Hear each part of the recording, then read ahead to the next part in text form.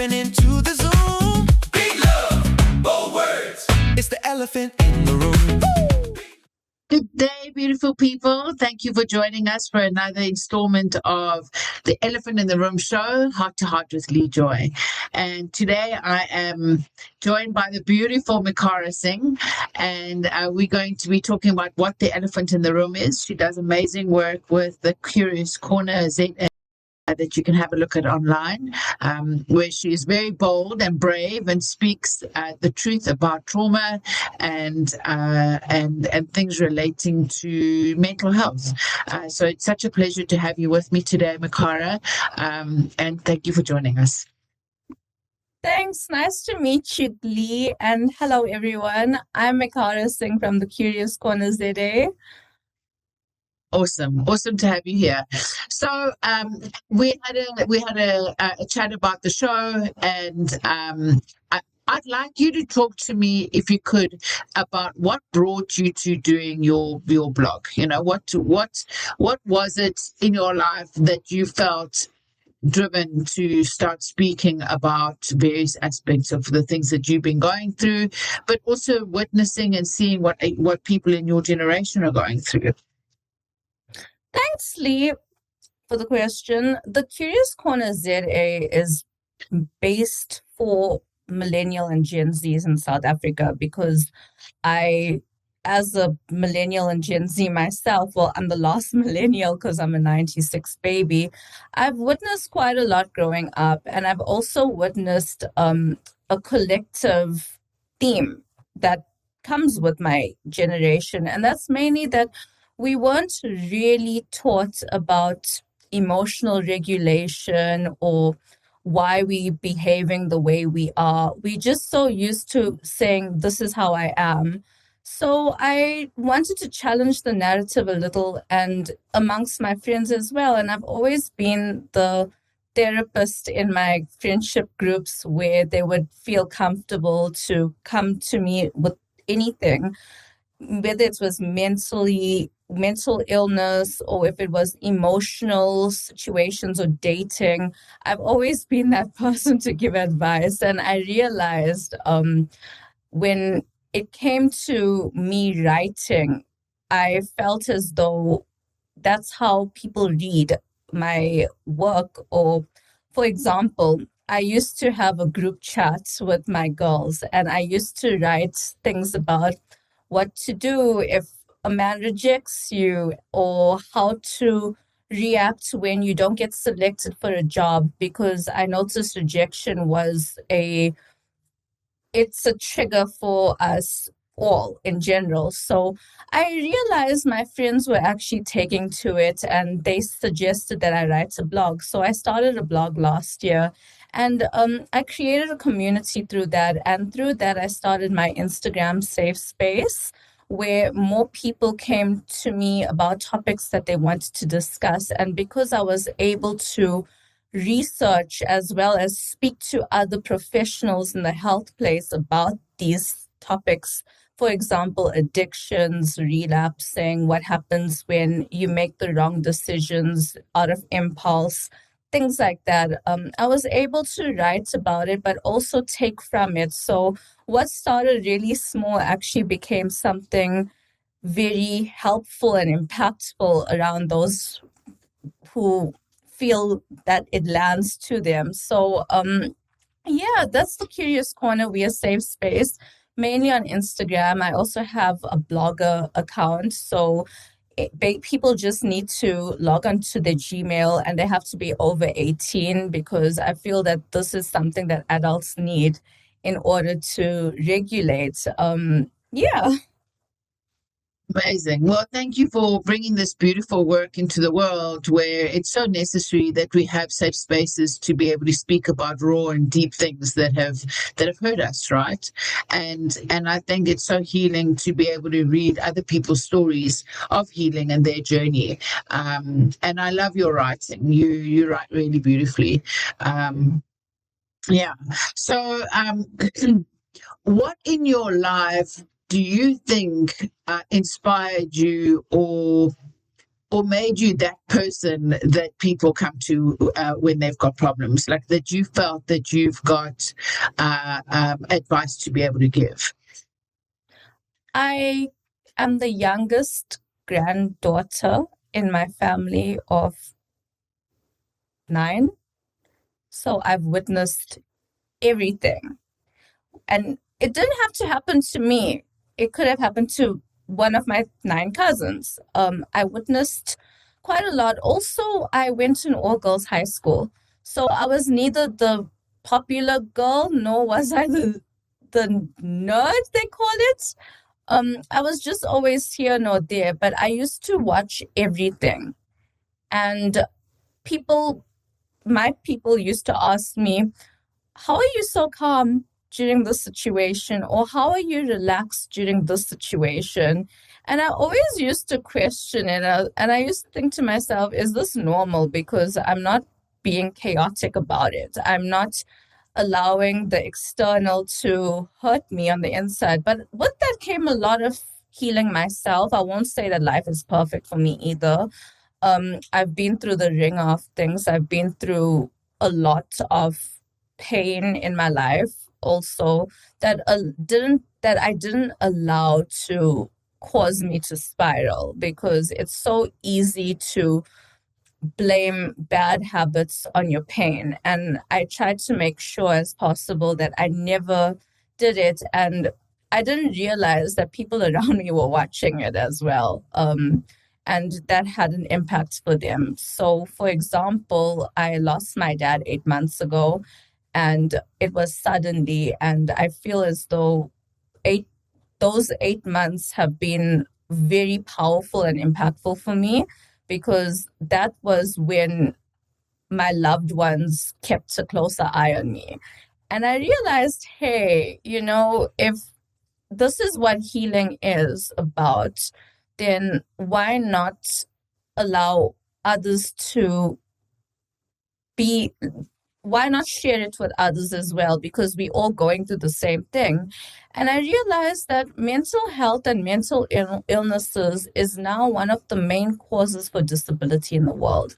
So I had to think about it clearly, like, okay, I'm studying marketing and media.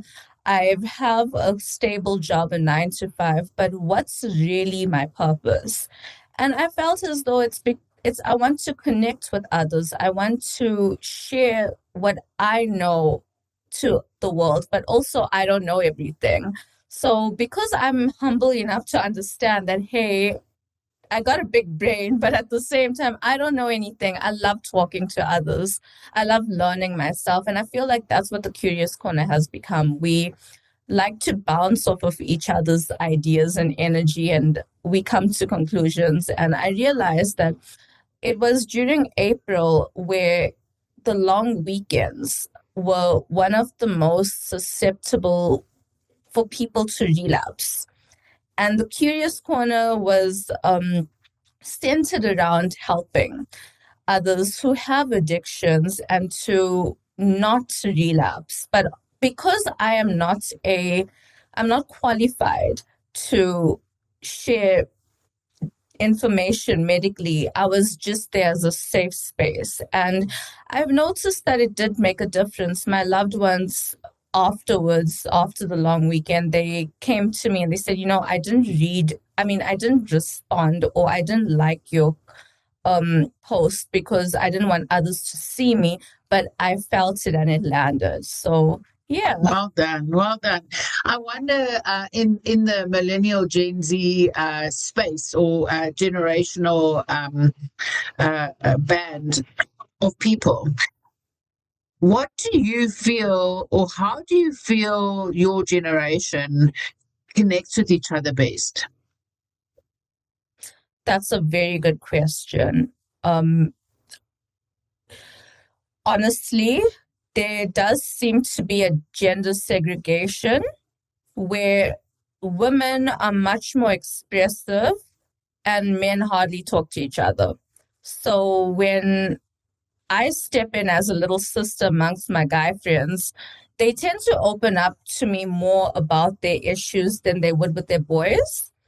And with my female friends, they're way more expressive, but it's very hyper independent from a fight or flight mode. So I feel as though my generation has a tendency to become workaholics, if that makes sense, where they will rather distract themselves with work or a hobby or what the gym instead of sitting quietly and facing what they're going through.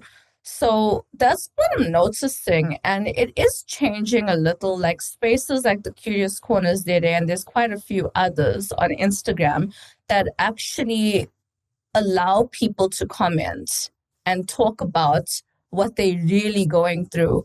But I feel as though there's this fake illusion going on that men have to be strong and be the providers and the breadwinners, and they have to have it all together. And like the women have to be soft and feminine and thriving and earning and have the bag. And, you know, they have to be, everyone has to be perfect in society.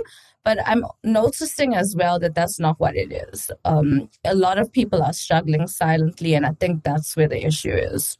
Mm. Now, what would you say is, if you could wave a magic wand for your generation, what would it be that you'd want to heal? A lot of things come from childhood, a lot of things, and also the love lives, the dating.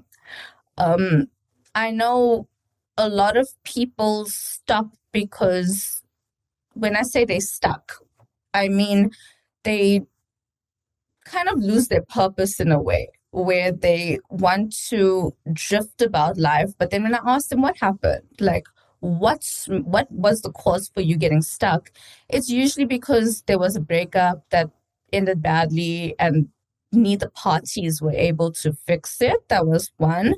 Another would be confronting a parent, because now that you're in your 30s or your late 20s, they don't know how to speak to their parents about or to address certain things that happened in their childhood that could have changed the whole narrative. So it's a lot of things, but the two main sectors are definitely love, and it's also childhood. Okay, beautiful. I love that. So if I think of your generation, I'm a Gen Xer, and the way that we date, in our generation has shifted from when we were younger and how we dated. And I think that the way that 50 plus people date has been influenced by the way that the millennials date. And the millennials very much brought into the open around gender equality and gender fluidity and different types of, I mean, we used to have LGBTQ. That was, when I was growing up, that was very much under wraps. We were aware of it, but all the other types of genders have come now out in the last 10, 15 years. And it's been interesting to see how sexuality and relating in a dating space has shifted. And I wonder what that looks like for you. What are the types of dating styles are you witnessing? Thank you for that question. To be honest with you, Lee, there's no style from what I've witnessed. That's why I started writing about intentional versus modern dating, because everyone wants to be authentic. And then suddenly when the breakup happens, the two people hate each other and they never want to see each other again. So my questions come from the beginning. What were your intentions in first for meeting the person? But we do, if you look online, there's a lot of things like the male loneliness pandemic, and now it's female loneliness pandemic. And there's all these words being thrown around. Yet at the same time, when I think about it, like back in the day, well, my grandparents now, they're still in their 80s. I actually have two pairs of them, and they're still together with their love, with their partner, with their soulmates. And, I question it a lot because my younger cousins always say that cannot happen. That doesn't exist anymore. And from what I've noticed, I feel as though people don't do things intentionally anymore. They just find attraction, not everyone, but the ones who don't last forever. But they say they do. And like, you meet the friendship group, they bring the person to the friendship group, and then suddenly, like a month later, who is that person? We don't know who they are. But I've noticed that it's mainly done through chemistry. That was the issue. When I say chemistry, it's because two people like each other, but they don't have any form of foundation or willingness or commitment. I think commitment is the most important thing, because especially if you think about it, Lee, we call it the Cyril economy, right? So the Cyril economy asks a lot from people. It's demanding. So the thing is that I've noticed with my generation that when the person's foundation, whether it's financial stability or the job that they're working in, whether they're employed or not, a lot of things do affect a relationship, because you have to be solid in order to, people feel that as though they have to be solid in order to be perfect for the next person. But then when the two of them meet, whether it's boy, girl, girl, girl, boy, boy, it is what it is. But I noticed that they have a way of hiding things at first. And then a good friend of mine gave me a great analogy. The first 3 months of dating is like a salesperson rep. You have to sell yourself. And then afterwards, you realize at the back of your mind, okay, this person's we're not compatible. But, because you're really in it, then they feel like they need to stay, and then they're unhappy. And I've noticed a lot of that with my friends, with my loved ones. It's just that because I feel as though identity is a huge thing right now, because how can you be with someone when you don't know yourself truly or what you stand for? So I think it's a lot of things. But then that's why my writing, I started focusing more on intentional dating rather than modern dating, because I feel like intentional has a lot more structure to it, where you're going in knowing who you are, you not hooking up. It's not anymore the hookup culture. It's more like you have a set amount of questions. And to be honest with you, why can't we bring dating back where it was conversations, and you're getting to meet someone, and while you're meeting someone you get to learn about yourself. So I feel like intentional dating is actually what the generation needs in order to heal their hearts and themselves, because there's boundaries to it, and the people feel safer. I feel like modern dating has fragmented people more of all, from Gen X all the way through to, sexually active generations. I think it's fragmented people massively. We've also got a lot of trauma, sexual trauma, for men and women in our country, which heavily impacts and dating and relationships. So I think it's smart to and it's what I encourage my clients to do from a dating coaching point of view, is intentional dating. But like you were speaking earlier about being authentic, to bring your full self into a relationship takes a lot of courage and vulnerability. And often people do that where there isn't commitment in the relationship, and then the relation falls apart, and then they feel unsafe again. And I think that we give The cycle. There's so much around safety, and we need emotional safety, and but we give that responsibility over to other people, where we need to take care of our own emotional safety. Brene Brown talks about, it's a Soul Sunday interview where she talks about the 6 people you shouldn't be vulnerable with. So I think with intentional dating is the role in that is creating safety and working towards commitment, so that there is a more sharing and more healing. I love that. Thank you. So the question, the elephant in the room for you right now, if you want to answer, you don't have to, but the elephant in the room right now in your life, what would you say it is? The elephant in my in my room right now is that's a good question. The awkward stuff. What is awkward? I feel as though the elephant in my room in the room right now would be I feel as though I have rebirthed completely this year compared to last year. So I don't know my likes and dislikes anymore, to be honest with you, because I got rid of the stuff that I don't like.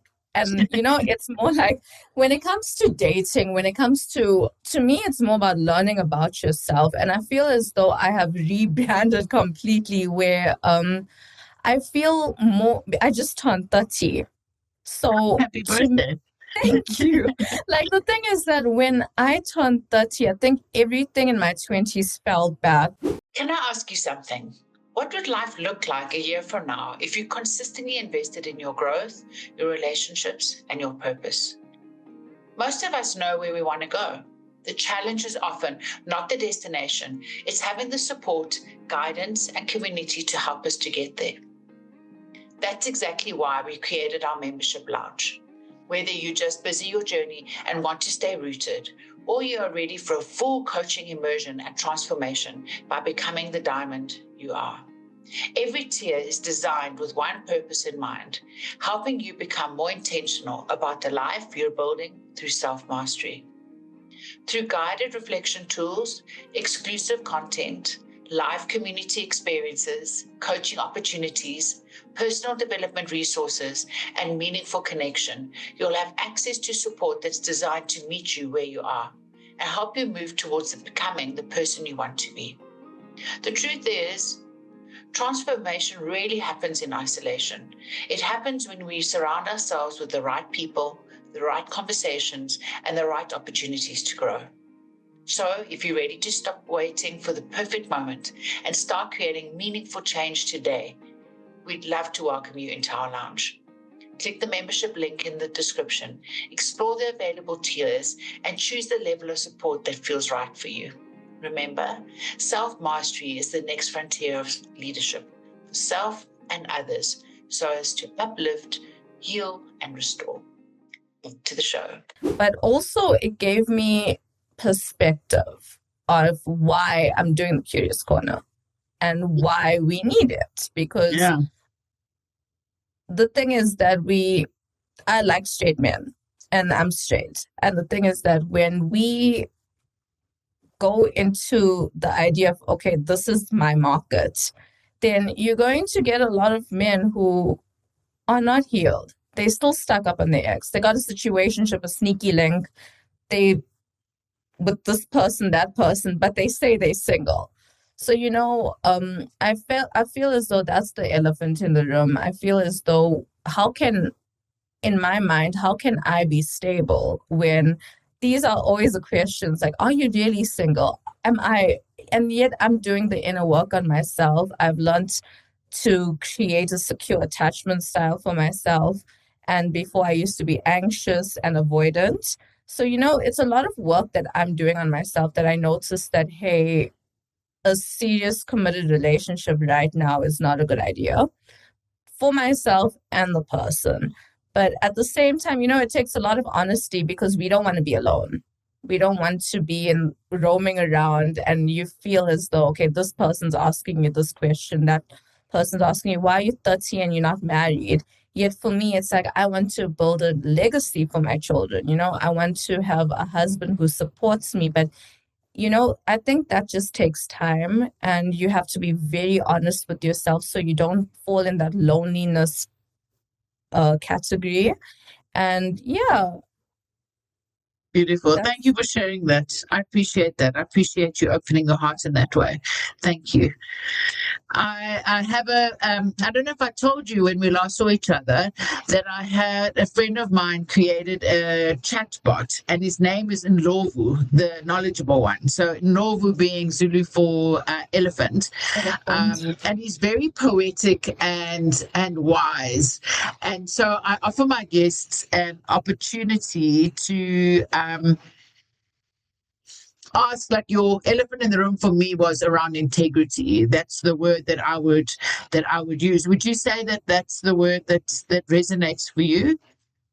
Yes.